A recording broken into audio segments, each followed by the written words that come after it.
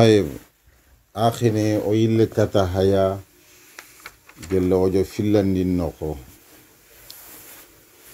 ayage ni lenki juma ke ko tanga agagamu awa 10e mois nga abane nga ayage ni octobre 2021 akota daga gamu silaminin khasine kasonga 24 2e mois ujune ko mona tanna te resino sikki sahiya o wagelle fini kube ni ogedi ko gello suka dome isu no hakkile to xey sam'iyatu no kube no gedi ko awatelle atongondi ndengo jibi otanda ngambana odi wori keta ba to kittu nyanda meme ba mo hakkilu nyanda wori ba kaga sahaba ka nabi nyimme maka atongonde ngo jiban ken kamma anken silami sahiya kembre oda fi fananko ka sete fana kenye me kenya gelle fini beni ga kengama muallifu ngadi misalu benriti ala amru thani fi finlandi begaya مجيء ملك الموت إلى موسى صلى الله عليه وسلم ملك الموت أريين يا خبار يمبايك كتم موسى يو كلم مليكا أريه أنا أغريتك تقو أيام بسنت تقو كبيا أغرني لقندا غدمينانت أنجرايلو فتاتخوي toko manyante nyani dina konno ngado kunko agriti yahudi nimbanya awre yani tege fo bureke idan kemran takateloga ken to khokillite sahih malakul maut kalle malika ona agrikia ali katene billahi musa alayhi salatu wassalam ari katte khadam rimanyay bawni aqidan do tawhidin gantam makal ala wanyana sabab hadise ke angatilla nakari angatilla ro halke ngolle noko sahih kemra tananga jaa malakul mauti ayalli bi sawti insanin ti hadim riyan qanni ila nabiyillahi musa katti allah nabi nyimeke musa yo nusukhani nganta bana keke nya bi sawti insanin haare ren sefe khanni ala nusukhani nyogoniya bi suwari insanin ta haare ren men chora ari katte ke nyam moya ala nar mo gonu ko filisu o faga di fasare en konanda agari katte nabillahi musa alayhi salatu wassalam kisirno tigande nga kam li yaqbida ruhahu ariya kudina yonkillaga kalle malika ari katte musa ya kudina musa yonkillaga agate musa ni yonkinkiniya iwa musa karni fo lotamahu musa daragana sampa o ko khanne yogonatna fenta fa faqa aynahu adaya khinkra musa na sembente khore nyai yaw musa madunge sering nati wankarni hanre ma nchu daga mo konno kundu anando adafana musa da sampa ma ya kan punche ke gabaka sahih faraja al malik malaika ne ke sage ila allah katta allah ayille do falala katta allah wa qalati allah danga arsaltani andin khay ila abidin katta koma yigoya لا يريد الموت كنت كلم الله فرد الله عليه عينه الله دا كلم مليكا يا خين شاغاندي باتندو باتنga الله دا يا خي كي ساغاندي خواغي ني مخوبي ايله كات موسى وقالاتي الله تي كلم مليكا دا ارجع اليه sage katte allah subhanahu wa ta'ala ko meke be angatan takallimu lagana musa sage katte wa qul lahu annati dan yada'u yadahu nikitenta hundi ala matni thawri gumbo ncegen kamma gumbo na asegen kamma folahu agana kende barawa nyana ke Musa danga bima to fofo khatta yadahu akite ke gidi ken kufari khatta yaduhu akite ngiri ken kufari bi kulli sha'ratin sana yinte funce sugadu ndo nyanga danga shine ha ngati ke mu yunga benyen ani kitten taxu nan kamma gumbon kamma kitte ke gadi yinte su kufari iki Allah ida kungu nyanga danga ide yinte funci bane sunya shine Allahu akbar fa qala Musa thumma madha kalle malika gari agadi mo honko Musa danga Musa ti kempalle mannen qala thumma al maut atarangana kemu ci birasa ke kalle nyan sahih qala fal an kinnukum Musa taganya kundu sasa ndungeti kallenga yaw ndungete kallenga khogore ko na khada mo gobe kifiti Musa danga allam kuti kifiti Musa danga fobri sirigi na re katanga nanti iwan karni annando adafana donc a khari katte ko saram manya kalle malika mari katte ko malaika ne do fotana donc kiyande sigi gollenga khagade mu gaga nyamo gobe sahih kembre keta Musa te Allah nya kundo sasa kalle fa sa'ala Allah an yudniyahu min al-ard al-maqdas fa sa'ala Allah Musa da Allah nyaga an yudniyahu ani tinkondi min al-ard al-muqaddasati gelli nyinyi senne ramiyata hajar ko gidingulla fitante mo gonta ma gidingulla sedinte mo gonga nanta Allah ni tingononga kati baitul maqdis dingara kenonga qala an-nabiy sallallahu alaihi wasallam annabi gadi saibinin khibarati ke khisai ado ke fiya annabi ti kisiendo tigandenga kama folaw kuntum ki annabi ngagni thamma kennoku la araynakum nyakhangarni la araytukum nyakhangarindi ni gelli khabarahu Musa khabaranga dingara be Allahu akbar farenti sahibenin danga ke digame be ngade kona khara sasa o ganyino ngo sasa nabillahi Musa khabaranga no ko billahi tina akhaburam payere khanna tagu man sakhayati ila janibi at-tariq ana katakillin khanne nyai indil kathif al-ahmar tintinga wurginta dumbe noko yogonati tungurundala yogonati dara tungurundara nokko wurgintenga o konati tungurundala farinde tagu masta tungurundala ka dumbe nyani Musa khaburam pay kat non karanyai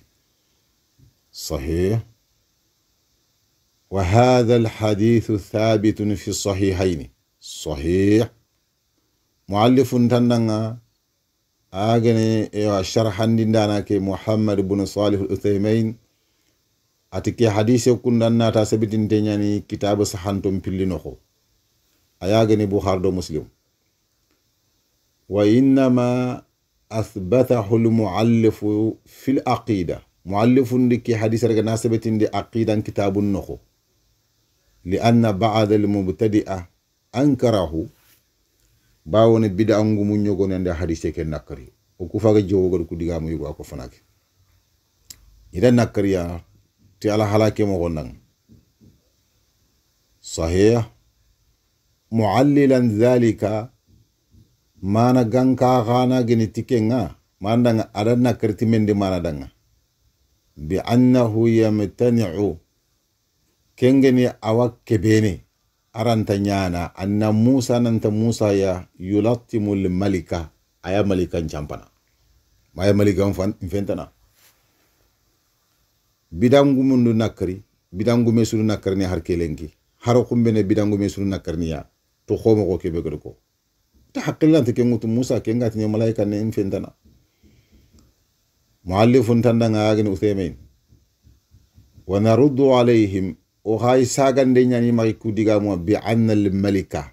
nante malaika neki هاجني كل ملكة أتى موسى بصورة إنسان صحيح arikatu Musa yata harim ren chawra nyai la ya'rifu Musa man huwa yatlubu minhu nafsa Musa ntatu ko hani ki agi yonki murni nanti ni yonki kiniya nanti wi nyonki lagana ko hani ki kintetu fa muqtada at-tabi'iyya ati fa muqtada tabi'atil bashariyya hadam rimahu ngala hala mughmurunte hadam rimahu ala hala mughmurunte mana hadam ngala hala ngene mo khobeke an yudafi'a kinna na du'a dafa صحيح أن يدافع المطلوب عن نفسه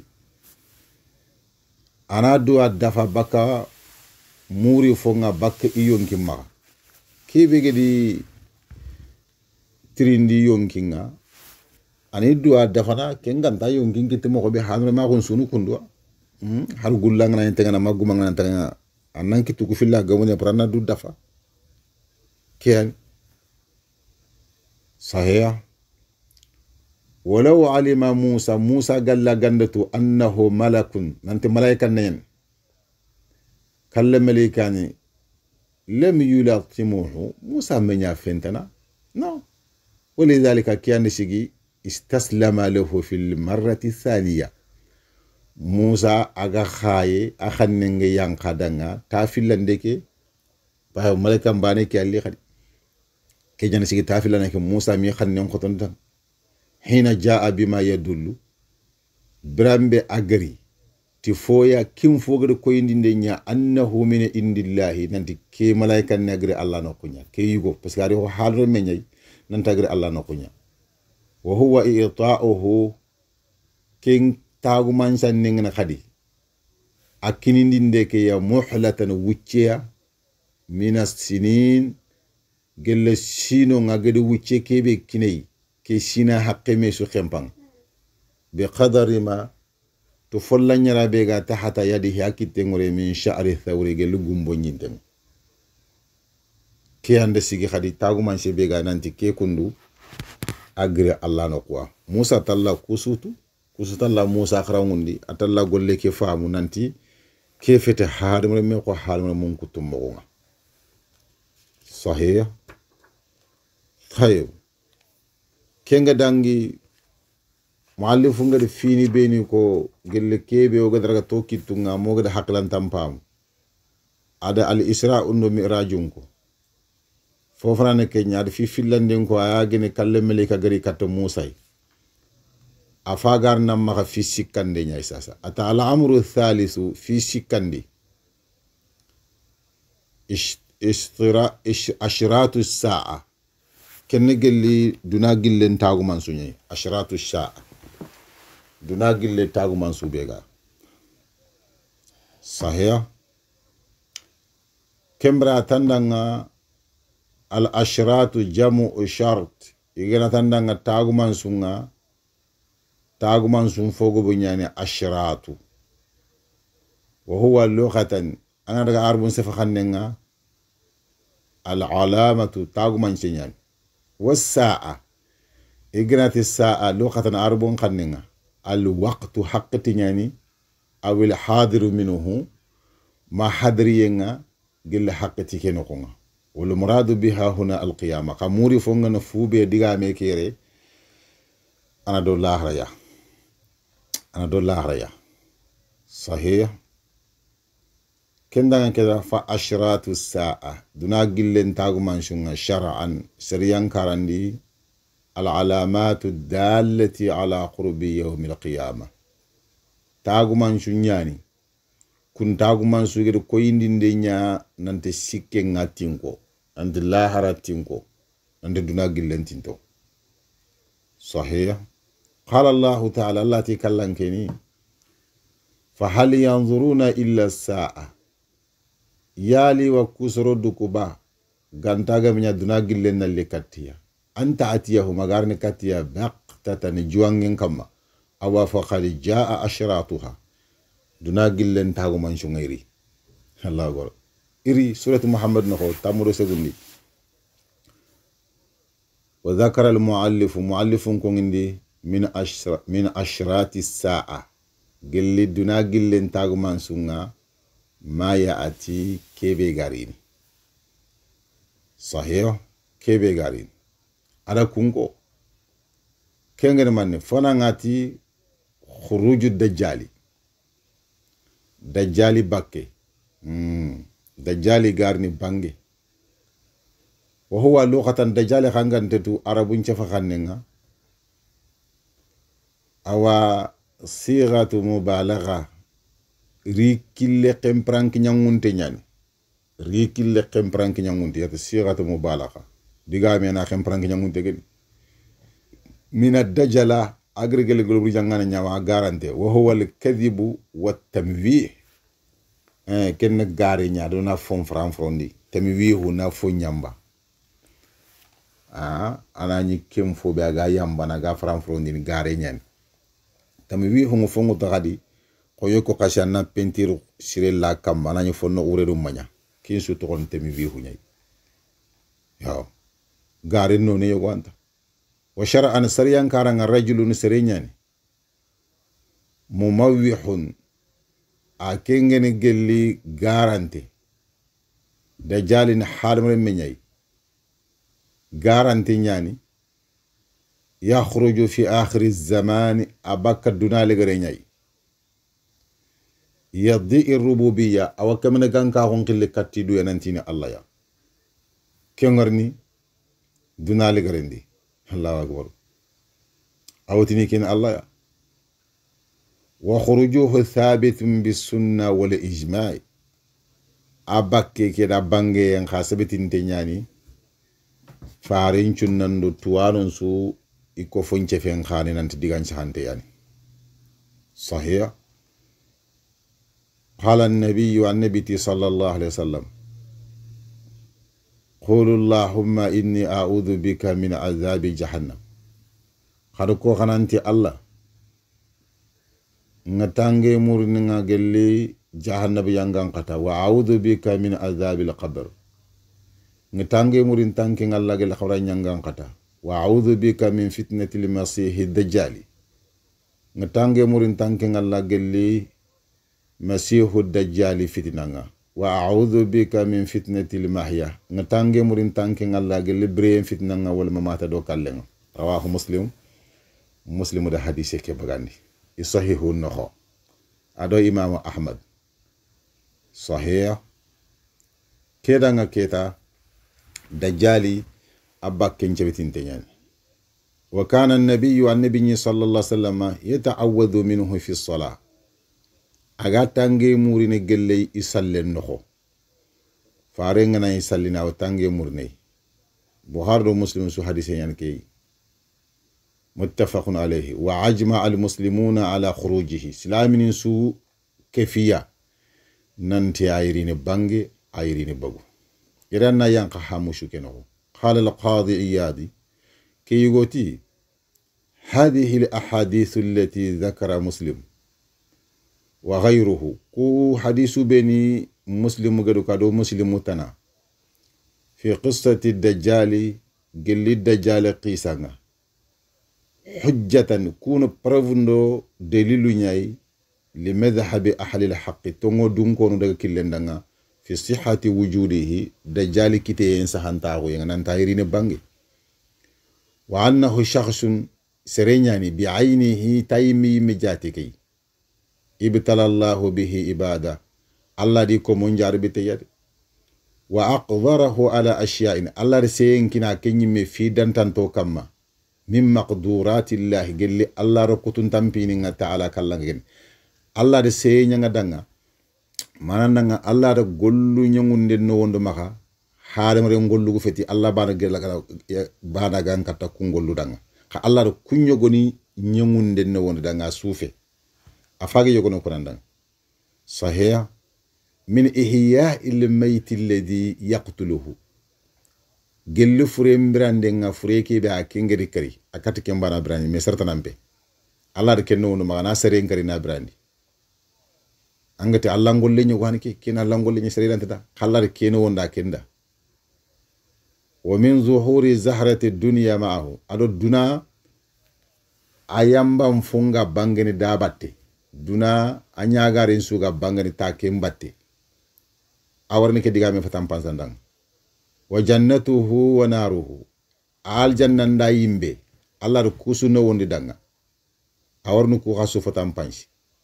wana harihi ado gelli awara laqe khafange wattiba'u kunuzil ardi ado nyinye ke fomu kunte nabur mu kunte nga aga betini lo huda digan kanne ma o fagati kiyala nga warni ke digame labana nga tandanga wa min zuhuri zahrati dunya ma'ahu ken digame ya fasare fayki aganati nyinye ndanga nyinye ke nabur mu kunte be ganno ka bagandi nyinye ke muku nyinye ke bagandi ni bana angatu kuna allampini nyogoni allah gadi no ondanga wa amru hada nyamar nenga sama akamunga antum trata kammen nan kammetere fatum tirana ko kammentere kunu gelli allampini nya wala arda nyinye ke kanu kundunya ya an tambuta akana funtinde ati nyinye ndanga kana funtinde funti fo be ga bakanga fo tambuta nyinye kana funti fo funtindi ta digan kanne kay sahih فيقع كل ذلك بقدرة الله تعالى قنا تكوسو نياتي مني تي الله سبحانه وتعالى كالانكي كي أركتون دين دا دونغي نياي ومشيئتي هل الله خانو ياغي أغلينو الله دا نانتو كوغولو إني نواندا كتنغا كينيات الله دونغي نيا وكي فال الله نمان نيانا ثم يعجزه الله تبارك وتعالى ساق الله نرى كنتون دي باكا كوفيني بينا غني دي ورندي أي من دهرا كان ينادبر على انتاكيتا بعد ذلك كسوف فلا يقدر على قتل ذلك الرجل كن شري بأجر كر على انتهر نجا سري كرني ولا غيره على انتهر نجا كن تنانقا كرني على انتهر فوفو دعنا جلكو كندو صحيح كم بركة تمانه فيبطل أمره أفينين سونا بنو أفينين سونا نحمي أمها ويقتله إيسا كم بري إيسا ناكري صلى الله عليه وسلم ويثبت الله الذين آمنوا الله نصرون تبتين دي كوبيني جتونغون دي كوبيني جتونغون دي الله نكون تبتين دي هذا مذهب أهل السنة كياني جلي السنة دون كونو دغا كيلنغا جلي إيسا بانغيغا وجميع المحدثين دو حديث ngumukum mansu isu safa killen ki ada killen ke wol fuqaha ado gelli fi xangumunga والنظار خلافا لمن أنكر وعبتل أمره صحيح أتي أواتقل فاين ديا أدو سوغرا يا سريندنا سريبي ركي ناكري أغري فيكي سرغا نارغنا أناكري من الخوارج كنتروغن الخوارج غانكونا والجهمية الجهمي غانكونا وبعض المعتزلة أدو إيتزلة غانكون يغنيا igari kuraga nana kari age be nyanda gana ala kulli hali sahih kembre keta muallifun da kuwa kino gil hamusu kino khadi iyari diga mungani kembre na dangi na daga do khotte mbatte nga karabane nga atanda nga wa qissatuhu qisa be ga gelli dajjal khibare nga annahu yakhruju min tariqin bayna ash-sham wal iraq ayarini bangi nambogu gelli kille yaga shame do irakanaga shame yuti ana siri fayad'u an-nasa ila ibadatihi anasrun krikati mebetien fa aktharu man yattabi'uhu al-yahud wan-nasara wan-nisa'i wal-arab soron foge be bega sukkene da batten iga to ngoni tadiga munga afoge be ni yahudi ninya ado yakharu ado gelle arabu ويتبعه 70,000 من يهود أصفهان تنيري وجوني حادم رميان بتين دابتين غل أصفهان يهودني تنيري وجوني حادم رميان دابتين الله أكبر فيصير في الأرض كمر الدجال جنراوتر إنيكي كما كل حني نيكيسو kele ghaiti ajo kitengo ko kan teke kan mengana teke istadbarat hurrihu fankenge dragana ayon dragana te falle banga dragana fankenga fanko kotenga a felen dagana awo kem mo koy dagana sahih illa makkah wal madina maganta makka do medina bana na ganar nonga antorono kudebu bana fayamna minhuma kembre awakke bene baka kudebu fililoye arantarono kuya wa muddatuhu 40 yawman aga wuce benyana tannaxate kotani yawmun kasana akota yogo na gilo ngo sine mo Allahu akbar wa yawmun ka shahr fo yogo na akho qaso mo wa yawmun ka jum'a fo yogo na akho akota yogo na akho juma do juma na khan wa baqi ayyamihi kal adati akiyun kutu ma ko to kutunga aw kholadan ko to mo sahih digange be ke kama khashar handana ke mem dungero kinga yo kharan takharoni khadi wa huwa a'warul ayn ya khambane nyen faringa tagman sebe ko dajal ya khambane nya maktubun bayna aynayhi asafan tenga ya ko filina kha ko be kim tawsiri tawde mamulen hakum c'est ça tayo ati asafan tenga gilla ya khom pilina khanga kaf fa raw kiya safantene gel ya hompille tenge ke kiya safantene kaf fa raw kiya safantene yo wonti bi mana kofor agen kaf raw kiya safantene tenge gay sahih yaqra'u al-mu'minu faqat mu'minin barana kharangana mu'minin na rawotu wala fitnatun 'azima fitinan tam fi khoro yana danga gelli iyal halin nokonga minha aw gelle annahu ya'muru as-samaa fatumtira aw kam munyamarna na kam men taxendi wala ardana nyamari fo tambutana funtindenya ma hu jannatun al janna nga dabatinga wona lo yimbe mananga khairin tam fo maka ko al janna ewa yangan katan fo maka ko yimbe mako fo jannatuhu narun khanga kebe walanta an ko al jannando jimmul do khairi nyani ken yimbe nya wonaruhu janna kebe ga maka yimbe ken maka al janna Allah anga kebe walanta ken yimbe nya maka cingo jaga jaga kenya fa khairi ke hadhara minhu an-nabiy sallallahu alaihi wasallam fare ngongondi bakkiya al gongondi nan kanondi nan sorona maka sukela batten wa qalati man sami'a bihi sribe gena dajjal khibar mugu falyana anhu anna Allah tubaki wa man adrakahu sribe ndaragay falyaqra alayhi fawatiha surat al-kahf joppereke ana ken khara kamma aw bi fawatihi suratu al-kahf mati